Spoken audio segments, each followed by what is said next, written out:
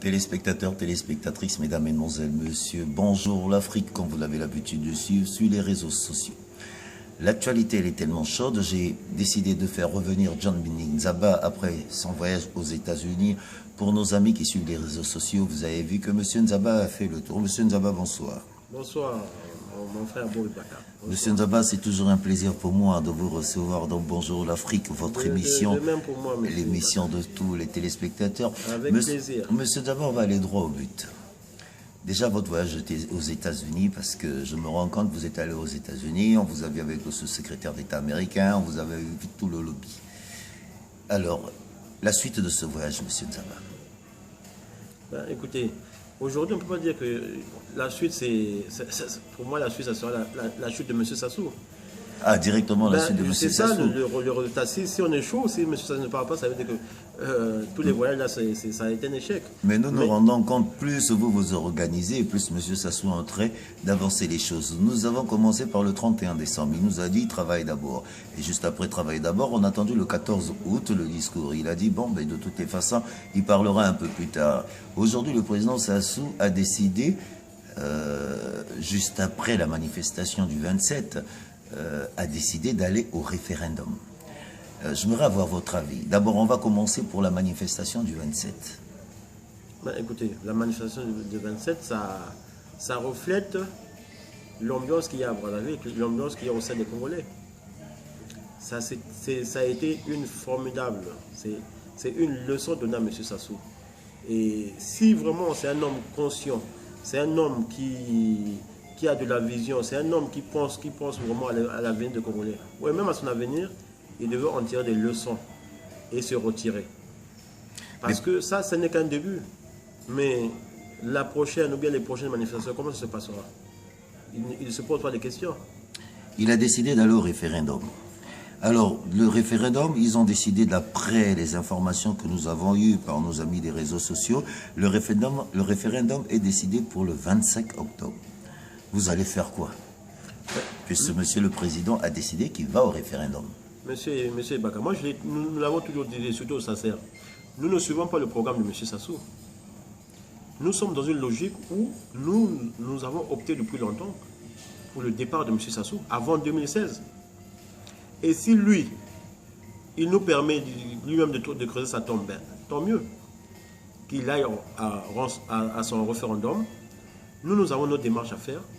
Avec le peuple congolais, nous marcherons dans la rue pour le faire partir, c'est tout. On ne peut pas accepter que M. Sassou plonge encore là pour 5 ans, 2 ans. C'est pas possible. C'est pas possible. Et aujourd'hui, le Congolais, on est conscient. On est conscient, c'est pour ça qu'on ne se laisse pas faire.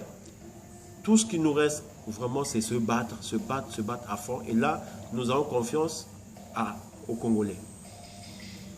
Et pour ça, moi, je ne désespère pas. Je crois que nous sommes sur la bonne voie. Monsieur Sassou, on voit de partir. Mais monsieur Binit, nous avons eu la communauté internationale qui a interpellé le président Sassou. Nous avons eu la communauté internationale qui a essayé de mettre des bases. Mais le président Sassou a dit qu'il va aller à son référendum. Monsieur Sassou, comme je l'ai toujours dit, on a toujours dit au Sacer, monsieur Sassou ne lâchera pas. Il faut que les Congolais le sachent. Il a trop fait du mal. Il a trop fait, vraiment, il y a beaucoup de choses que les Congolais ne sont pas, dont les Congolais ne sont même pas au courant. Mais quand ils vont le découvrir, et si M. Sassou a envie, mais soit il va se suicider, mais Sassou voit tout ça. Rien que pour ça, il ne peut pas aujourd'hui signer un chèque en blanc au Congolais pour dire je m'en vais. Donc Sassou que vous voyez là, il se battra toujours jusqu'au dernier sang, mais par la force, les Congolais dans l'ensemble vont lui montrer la route de la sortie. S'il est conscient, il accepte. S'il n'accepte pas, il va périr. C'est tout. Il n'y a pas d'autre voie pour lui. Aujourd'hui, le peuple n'en veut plus. Et nous allons le marteler. Nous allons encore lui démontrer. Nous allons encore faire des démonstrations de force dans des meetings, partout où les jeunes et les personnes âgées, les grandes personnes vont arriver au meeting et on verra comment ça se passe.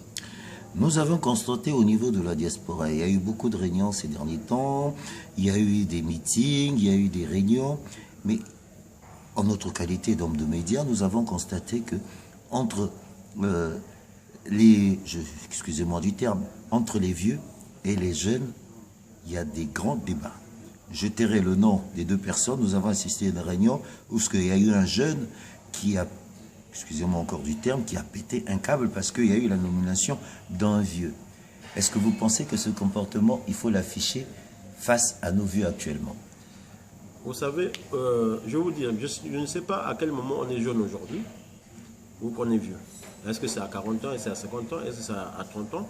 Mais il y a vraiment une frange, une partie d'une certaine génération qui considère que ceux qui sont au-dessous de 65 ans, c'est des jeunes et qui n'ont rien à faire. Et ça a toujours été comme ça. Mais aujourd'hui, il y a une certaine génération qui ne peut pas accepter cela. C'est ceux qui ont 30, 40 ans, ils n'acceptent pas cela. Ceux qui ont 25 ans n'acceptent pas cela. Ceux qui ont 18 ans n'acceptent pas cela. Mais c'est à certaines personnes de s'adapter. Parce que tout ce qui se passe, vous avez vu ce qui s'est passé à Brazzaville, vous avez vu, hein, c'est la classe de 18 et 25 ans que vous avez vu sur le terrain. Là, il n'y a pas encore ceux de 30 ans. Quand ils vont rentrer dans le jeu, ceux de 40 ans, quand ils vont rentrer dans le jeu, qu'est-ce que ça va donner? Donc aujourd'hui, nous, au SACER, nous l'avons toujours exprimé, nous l'avons toujours dit, les jeunes doivent s'exprimer, les jeunes doivent prendre leur place. Puisqu'il faut arracher, on doit arracher. Il ne faut pas attendre qu'on vous le donne. Nous devons faire partie de M. Sassou. Faire partie de M. Sassou, c'est aussi faire partie d'une certaine génération, une certaine classe politique. Ah, donc vous êtes parti dans l'option parce que j'entends beaucoup ce discours. Effectivement, beaucoup de jeunes se disent si le président Sassou s'en va, toute cette vieille classe politique doit partir. Mais comment vous allez faire? Plus que déjà, nous remarquons ici, nous encore une forme de médias, que vous n'arrivez pas à peser parmi ces vieux. Non, on ne dit pas cela. On dit simplement, vous savez, une personne de 70 ans, si elle a des idées jeunes, ben, nous l'acceptons. Mais si cette personne-là renie les jeunes, nous n'acceptons pas. Nous pensons qu'on doit faire des choses ensemble. Mais il n'y a pas à exclure les jeunes. Parce que les jeunes sont déterminants. Aujourd'hui, c'est eux qui sont là, qui sont dans les rues. Ce sont eux qu'on utilise aujourd'hui pour faire partie de M. Sassou. Ce n'est pas les vieilles personnes, ou la vieille classe politique. Je vais revenir au discours qui a eu, le discours de l'opposition le 27, c'était tellement émouvant, parce que je pense pour la première fois dans l'histoire du Congo, nous avons vu autant de monde dans la rue. On m'a parlé de 97, mais je ne peux pas commenter 97, je n'étais pas là, le président Sassou avait mis autant de monde dans la rue. Mais là, on nous a dit que c'était peut-être le double. Nous avons écouté M. Tati Mabiala, qui a demandé si le président annonce la date du référendum, nous allons marcher au palais. Vous, qui êtes de la diaspora, vous qui arrivez à mobiliser, quel est votre mot d'ordre? Le mot d'ordre est très simple. Ça, c'est clair. Nous ne pouvons plus tourner en rond. Le temps passe, le Congo doit redémarrer. Et le Sassou, aujourd'hui, est le problème du Congo, mais pas la solution. Ça, c'est clair. Il faut qu'on soit clair. C'est le problème du Congo. Donc, quand c'est le problème du Congo, nous devons faire partie de M. Sassou. Et il faut que la rue parle. Je l'ai toujours dit, la rue parle et elle parlera. Donc, si M. Tati Mabiala l'a compris, ben c'est tant mieux. Mais tout ça se fait avec les jeunes. Aujourd'hui, M. Sassou est là. Il se permet de faire tout ce qu'il veut. Il ferme les yeux sur tout ce qui se passe. C'est son problème.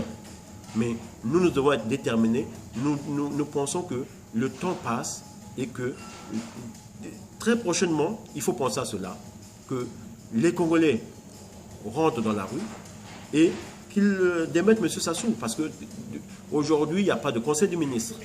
Aujourd'hui, tout ce qui se passe, le trésor n'est pas contrôlé, les richesses de l'État. Bref, c'est une cacophonie totale.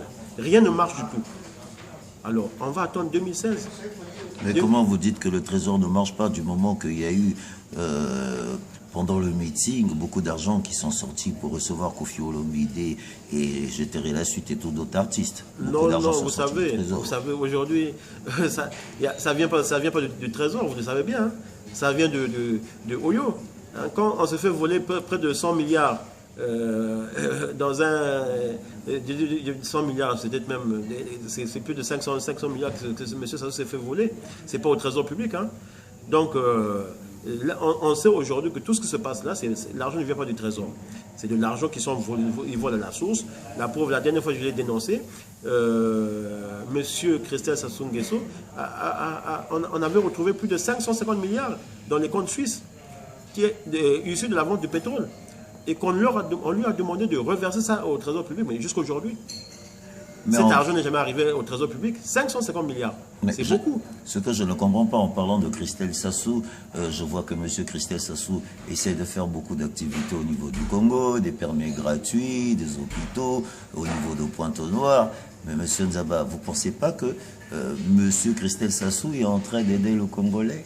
Ben, déjà, premièrement, il n'aide pas les Congolais. Et deuxièmement, vous savez ce qu'il fait là?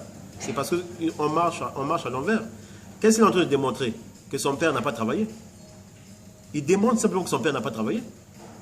Aller faire des hôpitaux, mais ça c'était le minimum des choses. Vous imaginez avec tout l'argent que nous avons eu, que lui il se fasse, que ce soit lui qui le fasse maintenant. Mais, et puis la troisième chose, mais écoutez, nous sommes dans un pays, nous sommes quand même dans des pays où tout est régi par la loi. Au nom de quoi il fait cela? D'où viennent ses ressources? Même lui-même, il se pénalise. Parce que demain, il rendra compte. D'où vient cet argent-là? Si cet argent appartient à l'État, qu'il le mette au trésor public. Mais M. Christel Sassou Nguesso n'a même pas une société. Vous voyez? Même pas une société qui fabrique l'aiguille. Qu'il pourrait mettre à Oyo. Monsieur Nzaba, nous allons rester toujours dans cet événement parce que ça marquait, je sens que depuis l'annonce du vendredi, effectivement. Mais ce que je ne comprends pas, comment vous avez eu ce message? Qui vous a dit que la date va être le 25? Puisque personne n'a parlé, aucun média n'a parlé de ça. Il n'y a que la diaspora qui s'est dit, bon, le 25, la date là, comment vous l'avez eu? Je ne comprends pas. Mais ça veut dire simplement que Sassou n'est plus maître lui-même. Hein? Ça, j'espère qu'il a compris depuis longtemps. Rien ne peut se faire sans que nous le sachions. Même quand ils sont deux, on sait ce qui se passe. Mais c'est grave. Non, c'est pas grave. C'est parce que le Congolais aujourd'hui a compris, même ceux qui sont autour de ça ont compris que ce monsieur, il veut les amener dans, comme on dit, les plonger dans la mer, hein, pour son retour. Mais il y en a qui acceptent, qui n'acceptent pas. Il y en a qui n'acceptent pas. Donc même autour de lui, il y en a qui arrivent quand même à se retenir et puis nous informer. Donc ça, c'est un travail de tous les Congolais. Aujourd'hui, quand je vous dis que les gens se lèvent, c'est de Oyo, c'est de partout, c'est comme ça. J'ai vu votre programme, Monsieur Nzaba. Vous avez, avant de commencer cette émission, après les États-Unis, j'ai réussi à voir les images que nous allons balancer, bien sûr, dans les réseaux sociaux. Monsieur Nzaba, aujourd'hui, vous êtes concentré sur Londres. Je profite aussi de cette occasion du côté de Londres à faire un coucou à Karel Mokabo, mon petit frère de lutte, à Eric Konyami qui sont de Londres. Pourquoi Londres aujourd'hui? C'est quoi le programme? Vous allez faire quoi à Londres exactement? Non, vous savez, dans ce que nous faisons, je l'ai toujours dit, on sensibilise. Aujourd'hui, si Sassou est resté là longtemps, je le répète toujours, c'est parce que le côté diplomatique n'a jamais été exploité. Nous, notre devoir que nous avons fait depuis longtemps, et c'est même le but de SACER, aujourd'hui avec tous les autres, c'est montrer à tous ceux qui ont aidé M. Sassou, à tout ce monde-là, que voilà ce qu'est vraiment la face de ce monsieur. Si vous vous cachez ou bien vous ne le connaissez pas, vraiment on vous le montre. Et si vous continuez à le soutenir, c'est votre problème. Mais au moins, on montre le visage de M. Sassou. Donc aujourd'hui, nous avons obtenu une invitation de Londres, où nous serons reçus par le ministre David Cameron. Pour parler le Premier ministre. Oui, le Premier ministre David Cameron, qui va nous recevoir et on va faire passer un message. Donc, avec les amis de Londres, nous serons présents. Une grande délégation de la France, donc de l'Europe. En fait, c'est l'Europe. Donc, c'est un travail qui se fait et partout où nous tapons, où nous frappons, on nous ouvre. Pourquoi? Parce que nous ne parlons que du vrai. Nous parlons du Congo, du vrai Congo. Nous parlons de la justice, de la liberté. C'est ce que nous voulons de ce Congo. On n'est pas derrière des postes de ministres, sinon on serait depuis longtemps avec M. Sassou. Hein. Nous ne sommes pas là. Mais nous pensons qu'il faut que les Congolais, partout où ils sont, comprennent qu'il y a quelque chose à faire. Parce que nous sommes la diaspora, nous devons apporter beaucoup de choses. Monsieur Sassou va partir là, mais demain sera très difficile. Et nous essayons de travailler cela. C'est les relations, donc il faut que nous ayons des relations pour qu'on apporte quelque chose de consistant aux Congolais. Ça, nous tenons fermement à cela. Voilà pourquoi nous pensons qu'on ne perd pas, on fait des voyages, c'est avec notre argent. C'est vrai que c'est difficile, mais c'est pour le Congo qu'on le fait. Et que ce soit à Londres, que ce soit à l'Union européenne, que ce soit aux États-Unis, nous sommes dans la même démarche et nous portons toujours le même message. Même s'il faut revenir, on revient toujours parce que M. Sassou, je l'ai toujours dit, a beaucoup d'argent et avec ça, il arrive souvent à détourner ou à renverser les situations. Donc à tout moment, nous revenons pour apporter le même message. Téléspectateurs, téléspectatrices, mesdames, mesdemoiselles, messieurs, bonjour l'Afrique, bien sûr avec John Mbinning Nzaba pour la deuxième partie. A tout de suite. Pub.